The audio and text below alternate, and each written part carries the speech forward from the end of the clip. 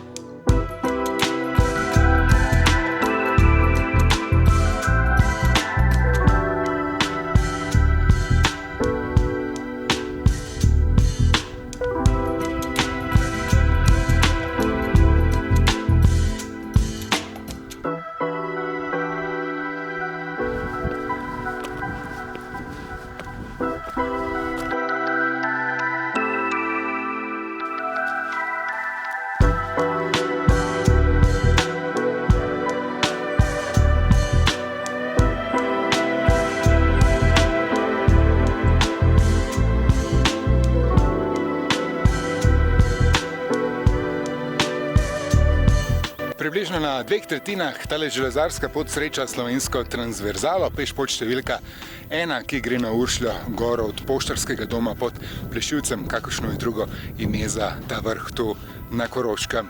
Vzpon tehnično ni zahteven, je pa precej strm. V 5 kilometrih se vzpnemo za 1000 višincev. Sam bom potreboval 2 uri, po uradni časovnici spodaj na tabli je 2 uri 45. Vsak zase najbolje ve, koliko je hitrejši ali počasnejši od uradnih časovnic. So tudi še hitrejši in precej bolj fit od mene.